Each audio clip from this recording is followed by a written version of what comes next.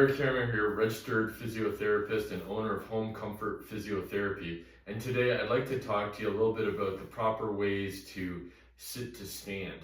But before I continue, please hit that subscribe button below so you'll be notified about any new videos that I have here on my channel. So essentially, when we're going from a sit to stand position, it's going to be really important to optimize the control when we're doing this. So the first step, right, is to really bring ourselves right to the front of the chair here, okay? So this is just going to help in terms of our own body momentum and being able to bring our weight forward, which is going to help to propel ourselves up. So we're coming right to the edge of the chair here. The second step is you're going to place your feet underneath and behind your knees as much as possible. This is going to help in terms of being able to spring up and really push through our heels, again, maintaining really good control when we're doing this action here.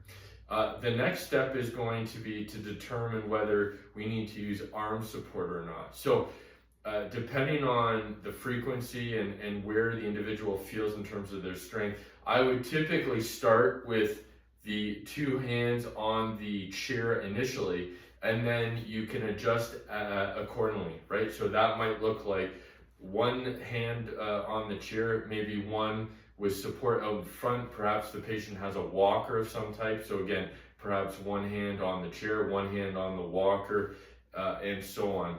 And then the next progressions obviously would be to be without having any support at all, or maybe having the arms out in front in order to just rely on our core, our lower body, and not so much our upper extremity in terms of going from that sit to stand position.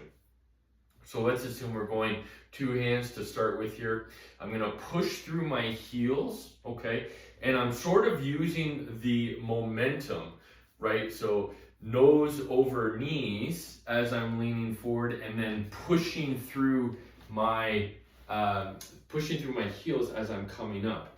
Now, the other thing that I see a lot of individuals do as well with this is their body weight continues to move forward, and there's a lack of control. So the momentum is actually pushing them forward, which can potentially result in a fall of some type. So as our momentum comes forward here and we push through our heels, we want to make sure our hips come forward, right? So it's almost like an anterior tilt on our hip, just to make sure, again, that we're not maintaining this sort of bent over kyphotic position, and our weight then would be going into the balls of our feet, and then potentially we might create an obstacle for a fall.